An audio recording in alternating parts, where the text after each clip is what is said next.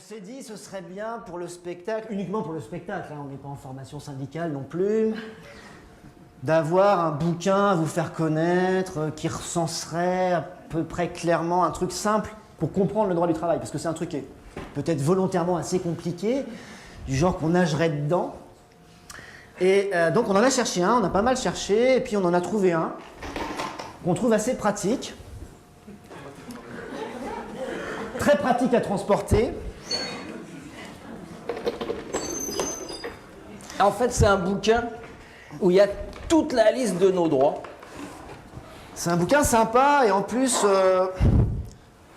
qui représente deux avantages très conséquents. Vous l'avez quasiment tous chez vous à la maison. Et en plus, il fait qu'une page.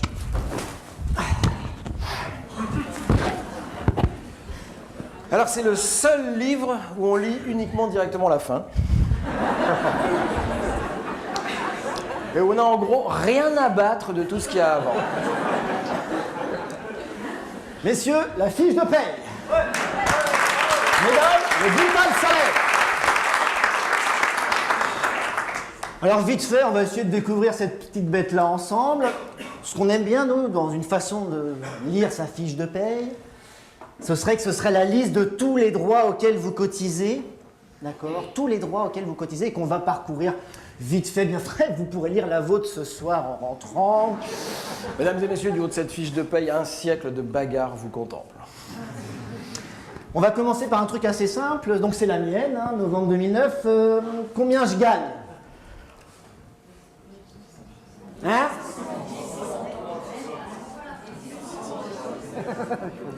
Combien je gagne ? 1603 €.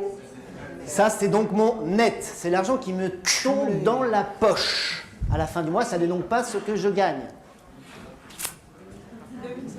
D'accord ? C'est bien le problème. C'est bien le problème et c'est bien tout l'enjeu du combat sur les retraites. C'est que je ne gagne pas 1600 € par mois. Je gagne 2058 € par mois de salaire brut. Et je cotise un certain nombre de droits, ainsi que mon collègue employeur d'ailleurs, qui cotise lui aussi, ça s'appelle des cotisations patronales. Et le seul chiffre qui n'apparaît nulle part sur cette fiche de paye, c'est la totalité de ce que rapporte, de ce que vaut ma force de travail. Sur quasiment aucune fiche de paye, vous avez l'addition du salaire brut et des cotisations patronales qui se lèvent pour ma part à 873 €. Ma force de travail vaut donc 3000 € par mois. Eh oui. Ça va ? Donc ça apparaît quasiment jamais. Mais oui, peut-être qu'ils ne voudraient pas qu'on y pense de trop. Non, ouais. Ça pourrait nous donner des idées. Donc, il y a des belles colonnes. On n'est pas d'accord sur les colonnes. Non, on n'est pas d'accord. Moi, je considère que la part salariale et la part patronale, c'est une énorme arnaque. C'est une astuce comptable.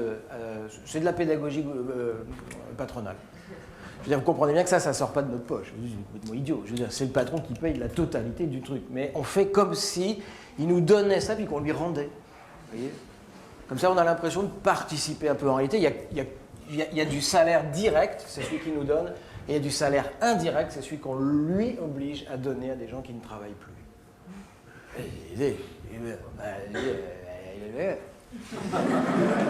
Alors pas du tout, hein, puisque là, il y a un très bon exemple, c'est la CSG-CRDS, une invention de Rocard. Donc vous pouvez commencer une petite liste dans la soirée. C'est facile, vous dites Rocard à chaque fois. Vous verrez, ils sont dans vachement de partis différents. Hein. Et donc ça ne devait pas durer très longtemps. Bon, ça n'a pas commencé à 8 points quand même, ils ont commencé plus bas. Et donc vous remarquez que la répartition entre cotisation salariale et patronale est particulièrement avantageuse pour le salariat. C'est-à-dire qu'on a tout dans la gueule. Hein. Et donc moi je trouve qu'il y a une très grosse différence entre les deux colonnes. C'est que là, les 161 €, je ne les ai pas dans la poche à la fin du mois. On les retire de mon net. C'est-à-dire que j'en assume seul la totalité. Si elle était répartie, ou mieux, qu'elle était à la totalité de la charge patronale, hein, de l'autre côté de la colonne, eh ben, j'aurais un net qui serait de 161 € supérieur à la fin du mois. Je trouve que c'est plus que de la sémantique ou de la symbolique, personnellement. Hein. Alors, on y va pour les différentes familles. On a une scope très démocratique, on accepte les mecs de droite au pavé. Ah, très contradictoire. Hein. Alors, la Sécu. Tout le monde connaît bien la Sécu. L'idée, c'est de vérifier nos droits ensemble. Les droits qui sont issus du salaire. Vous vous rappelez la Sécu?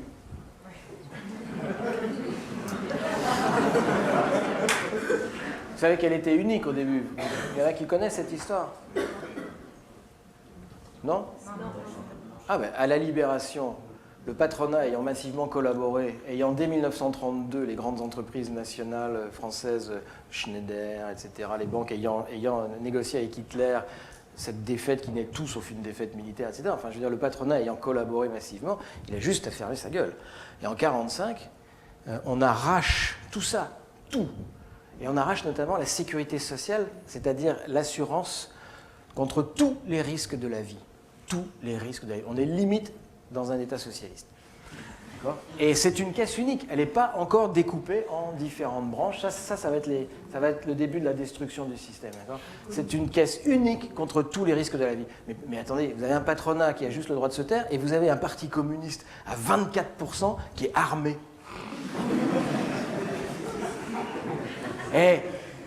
Attendez, là on a un PC à 1,9. Mais je veux dire, actuellement, dans la bagarre sur les retraites, on aurait un parti communiste armé à 24%, elle aurait une autre gueule, la discussion sur les retraites, tu vois. Tu as 24% de communistes, tu vois, on touche pas aux retraites. Non, on touche pas, c'est bon. On peut même les descendre à 58 ans si vous voulez, il n'y a aucun problème. Ça s'appelle un rapport de force. Vous voyez ? C'est comme quand Sarkozy nous dit qu'il veut moraliser le capitalisme, il dit c'est fou de notre gueule. Il nous prend pour des bacs à douche, quoi. Je veux dire, la nature du capitalisme, c'est de la prédation, d'accord ? Moraliser le capitalisme, ça veut dire vous arrivez dans la jungle, puis vous avez un tigre qui arrive. Et là, vous lui dites couchez, Kiki.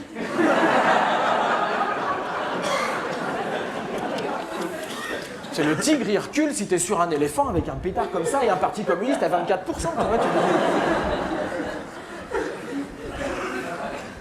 Donc l'assurance maladie. Attends, vous savez combien d'attaques a connu la sécurité sociale depuis qu'elle est créée? Combien de destructions, de rognage, de détricotage? Combien? Oh, ce serait tranquille, ça ferait une cinquantaine. Ça ferait que 50. 88. Vous savez à quand remonte la notion de trou de la Sécu? Vous savez, le trou de la Sécu. 80, 81, 76, 47, la première fois qu'on parle du trou de la Sécu, 1947. Donc c'est un truc un peu usé, quoi. Ah, il marche toujours. Alors maintenant, ils mettent abyssal à côté, ça fait le trou de la Sécu. Abyssal de la sécurité sociale, mais bon, ça tient quand même encore la route, mais bon, ils nous l'attaquent. Alors comment ils nous l'attaquent? D'abord, ils nous l'ont divisé en branches, donc, d'accord? On cotise donc séparément à chacune de ces branches. L'assurance maladie, ça tout le monde voit à peu près, médecins, médicaments, hôpitaux. Donc évidemment, ça attaque dur, ça fait pas mal de temps, puisqu'on enlève les médicaments, de moins en moins, pas tous, ça va plus cela. Et puis surtout, il y a vraiment une attaque spéciale en direction des classes populaires, puisque avec leur putain de 1 euro par visite là, et de 50 centimes par boîte de médicaments, vous ne pensez pas que ce n'est pas des classes moyennes comme moi qui allons être gênés le plus. D'accord? Donc les classes moyennes laissent passer. Ceux que ça vise vraiment, c'est les gens qui seraient susceptibles de réellement défendre la sécurité sociale, parce qu'eux en ont vraiment besoin. Ce n'est pas les riches qui ont besoin de la sécu. Ils vont toujours se payer le médecin, il n'y a pas de problème. Donc c'est pas mal comme attaque, tu vois, c'est bien visé ce truc-là. Ça passe comme une lettre à la poste et ça fait vraiment du dégât. Parce que tous ceux qui n'ont pas la CMU, donc qui n'ont déjà pas de poste payé une mutuelle, ils ne vont plus pouvoir aller aux soins. Et là, ils auront gagné. Parce que si on ne défend pas les droits qu'on a, on voit bien déjà comment ils sont bien lancés. Hein. Donc ça, c'est la maladie. Donc la totalité du personnel hospitalier en France est payée sur cette ligne. La totalité du personnel hospitalier. Quand Sarkozy arrive au Guilvinec et qu'il dit « je vous enlève des charges sociales », on ferme l'hôpital de Carré dans les mois qui suivent. Et les marins disent « on a gagné, on n'a plus de charges sociales ». Je voudrais qu'ils aient besoin d'aller à l'hosto. L'assurance vieillesse. Donc ça, c'est la Sécu, c'est la branche retraite de la Sécu, d'accord? On va y venir tout à l'heure. On va y passer un petit peu de temps tout à l'heure. Donc, juste remarquer un petit peu les sommes. Hein. 137 € pour le salarié, 204 € pour l'employeur. Donc là, on a déjà 340 quasiment. Et on a aussi la retraite complémentaire. Je fais un petit saut dans la fiche de paye. La retraite complémentaire, Arco, enfin, Ircantec si vous bossez pour l'État, tout ça. Hop, alors là j'ai 78 € et 117 € tous les mois. 500 € tous les mois. Je dégage 3000 € de salaire. Sur l'ensemble de ces 3000 €, il y a 500 € qui financent les retraites. D'accord? C'est pour ça que ça marche. Enfin, on va revenir tout à l'heure. Alors, les allocations familiales. Ah, Tout le monde voit ce que c'est, les CAF, les caisses d'allocations familiales. d'après vous, combien de droits, combien d'allocations différentes existent-ils et auxquelles vous avez droit? Est-ce que vous pouvez dire un chiffre? Combien d'allocs à la CAF? Combien d'allocs différentes? Qu'est-ce que vous connaissez? Le logement.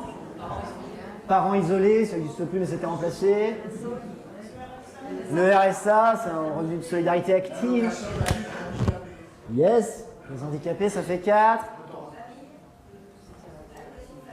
Ouais. Les allocations pour les enfants, donc quand on a 2, 3, ok. On est 5. Donc il y en a 27. 27. Si vous en connaissez que 5, il y en a 21 que vous n'allez pas utiliser. Donc vous allez sur le site de la CAF et vous regardez tous les droits qui existent. Il y en a qui sont assez récents, qui sont assez mal connus, l'accompagnement des personnes en fin de vie, puis des trucs qui sont très peu connus, comme les aides au déménagement, comme les aides à l'installation avec les premiers équipements de nécessité. Si tu n'as pas de machine à laver, tu vois, pour sortir de l'esclavage du laver, bon hop, ta baraque t'équipée. Bon. Donc il y a plein d'allocs, mais qui ne sont pas toutes connues. Accident du travail, on passera rapidement. Ça, c'est quand tu te pètes sur ton lieu de travail. Alors là, tu n'as pas les 50 centimes et 1 € là. Là, tu es bien pris en charge. Là, c'est plus. Tu débourses rien, tu n'as même pas besoin d'avoir de mutuelle. L'accident du travail, ça marche encore très bien. Évidemment, il l'attaque aussi. Et puis, il y a un gros problème, c'est la déclaration d'accident. Donc là, si vous connaissez des gens qui n'ont pas déclaré dans les temps, alors maintenant, avec Internet, quand même, il faut mettre un peu plus de mauvaise volonté qu'avant, parce qu'avant, il fallait avoir le formulaire, machin, tout le monde, personne ne l'avait.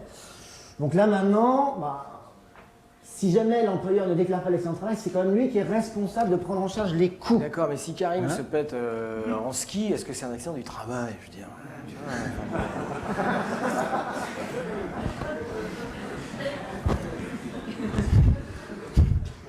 Solidarité personnes âgées, alors celui-là, on l'aime bien.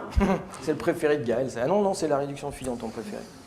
Solidarité personnes âgées, donc c'est la nouvelle branche dépendance qu'ils ont tout de suite commencé à attaquer avant d'avoir fini de l'installer. Donc c'est la saloperie du lundi de Pentecôte, pour que tout le monde suive, d'accord?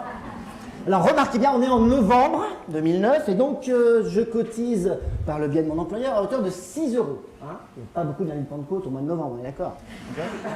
Donc 6 € en novembre, ok, 6 € en décembre, 6 € en janvier, 6 € en février, etc. Ok. Tous les mois, on cotise donc pour la dépendance. Qu'est-ce qu'on en a à foutre de bosser le lundi de Pentecôte? Ça change quoi puisqu'on a cotisé toute l'année? Ok? Rien. D'accord? C'est une petite saloperie de négociation de merde avec le patronat qui, en échange de cotiser 0,3% en plus, deal avec un gouvernement, comment dirais-je, qu'on s'entend, qu'on nous baise un jour férié. Alors en plus, ça ne marche pas du tout avec plein de secteurs d'activité. C'est-à-dire que le raisonnement, c'est qu'on va pouvoir faire bosser les gens un jour de plus, puis avec l'argent que ça va dégager, on va pouvoir financer les 0,3%. Alors un animateur, par exemple. Donc, Karim. il bosse le lundi de Pentecôte. Est-ce que ça fait rentrer plus de pognon dans sa MJC pour financer les salaires? Un prof, dans un collège, il bosse un jour de plus maintenant, les profs, ok, ils bossent. Ça fait rentrer plus de pognon dans le collège ou quoi? Mais ça n'a aucun rapport. Calme-toi. Ouais, ça m'énerve un peu, ça. Non, parce qu'ils jouent sur nos sentiments. Ils nous disent, il faut être solidaire, les vieux ont tous crevé. Donc ça, en plus, c'était un été parce qu'il avait fait trop chaud, bon, voilà. Ça va, quoi. Enfin... Vous allez me l'énerver. Aide au logement. C'est quoi ça, l'aide au logement? 0,1%. Les prêts, le 1% logement. C'est comme ça qu'on en parle souvent. Le 1%, c'est pas le taux de cotisation, c'est 10 fois moins. C'est le taux, soi-disant, du prêt qu'on va pouvoir emprunter pour accéder à la propriété auprès de son employeur. Donc ça, il y a plein de gens qui ne connaissent pas. La banque, elle t'en parle jamais, puisqu'elle a plutôt intérêt à ce que tu viennes emprunter chez elle à beaucoup plus que 1%. Donc voilà. La réduction Fillon. Oh, il va s'énerver là. Quel est le vrai nom de la réduction Fillon? Le vrai nom de la réduction Fillon? C'est quoi le vrai nom de Fillon? Qui a inventé la réduction sur les bas salaires? Puisque c'est de ça qu'il s'agit. Les allègements sur les bas salaires.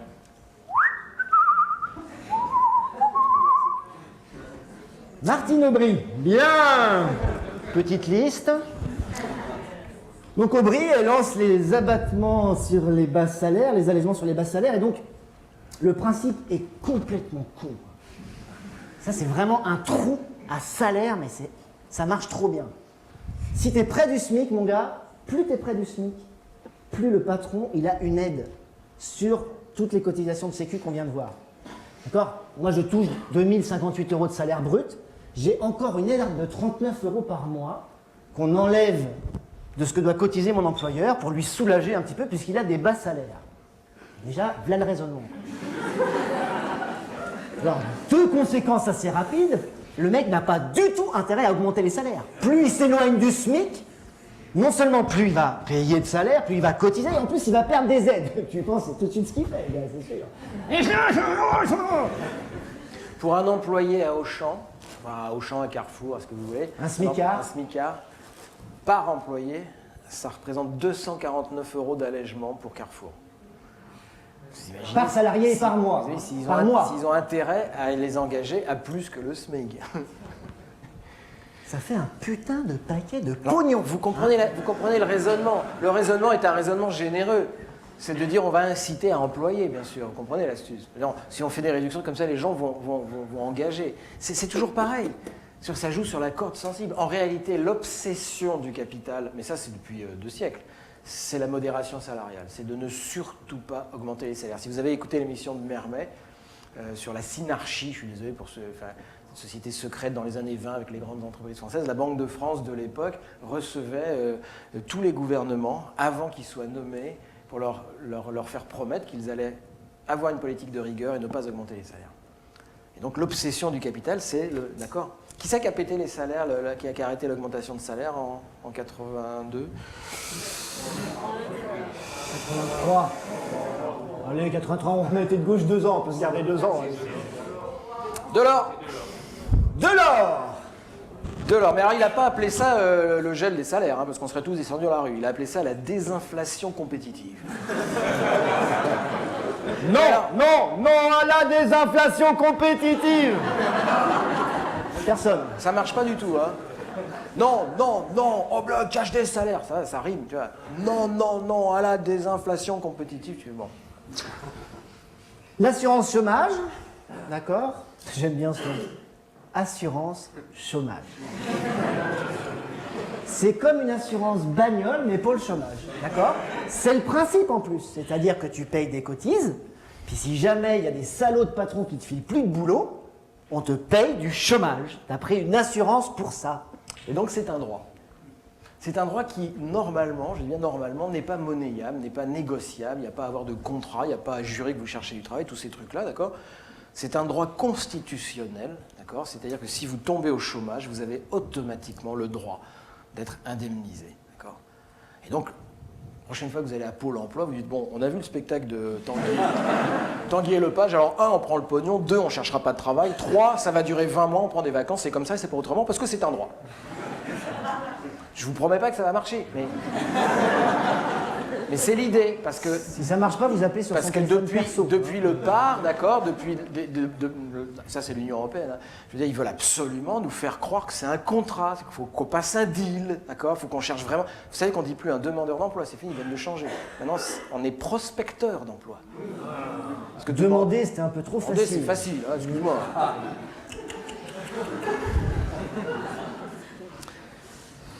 Et donc là, il l'attaque, celui-là. Hein. Il l'attaque sévère, ça fait vraiment un moment que ça dure. Donc là, il y a eu les 3 offres qu'on peut pas refuser. Il y a la durée qui change tout le temps. Il te manque 50 heures avant, tu perds 6 mois. Enfin, c'est vraiment un droit qui est attaqué. Il est trop emblématique du travail libre, comme les retraites. Comme par hasard, même objectif, même importance stratégique et beaucoup d'efforts là-dessus. Ça paye du travail libre, vous êtes d'accord, hein? C'est grâce à ces cotisations du travail subordonné qu'on paye du travail libre. D'accord? Donc là, il y a... Alors... Franchement, Ça rigole, le jeu. Est-ce qu'il y a un lisseur de queue de poire pour...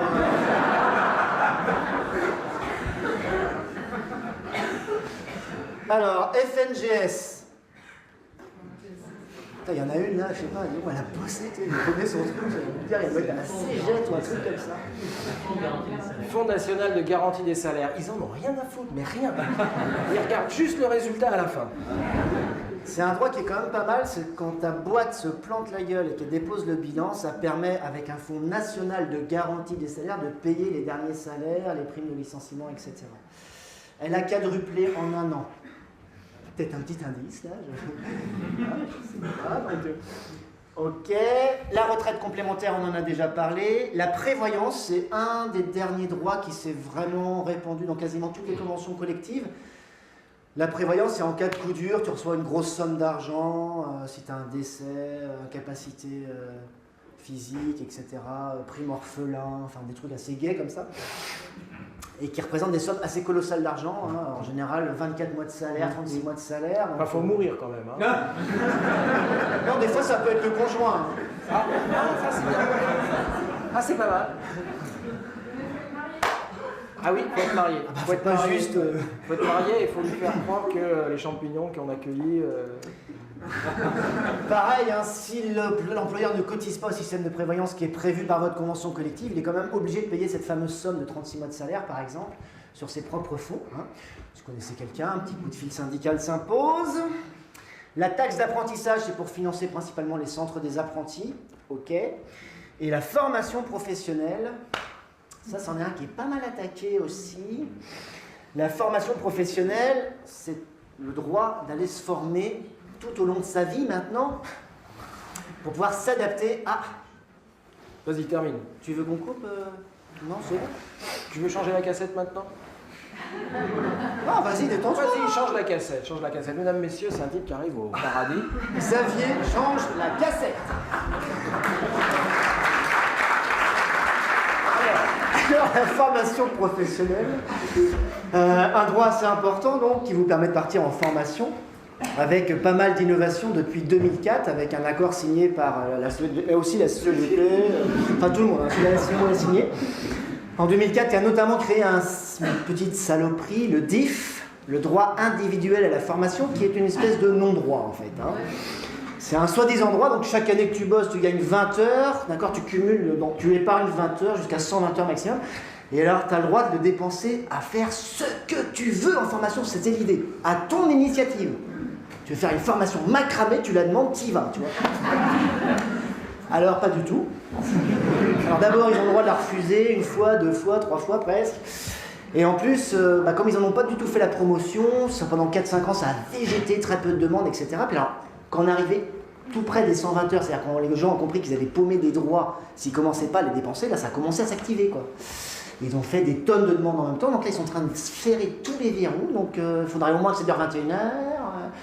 Ce qui serait pas mal, c'est que ce soit quand même sur votre cœur de métier, par rapport à vos compétences dans la branche et tout ça. Donc en fait, avant le DIF, souvent ce qui se passait, c'est qu'on partait en formation sur un truc qui ne nous intéressait pas forcément, genre le logiciel de gestion des centres de loisirs, pour faire en même temps la compta et les présences et tout ça. Alors mais maintenant, grâce au DIF, on va pouvoir partir en formation du logiciel de gestion des présences en centre de loisirs, et ce sera à notre propre initiative. En fait, il faudrait traduire éducation tout au long de la vie, qui a l'air d'être un truc sympa, par obligation de formation jusqu'à ce que mort s'en suive. Ça serait beaucoup plus juste. Et sur son temps de loisir. Et la plus grosse saloperie, c'est ça, c'est que maintenant on peut partir en formation professionnelle sur ses congés, sur son week-end. Ça, c'est un grand progrès social. Ah oui, mais c'est pour pas bronzer idiot. On peut enfin se former sur du temps choisi, quoi. C'est ça qui est bien, hein. Ça coûte moins cher à l'employeur, évidemment, au passage. Ok. Voilà, ça c'était une lecture politique de la fiche de paye. Donc tous ces droits sont attaqués, évidemment. Mais voilà, il a fallu batailler ferme pendant des décennies pour arracher ça.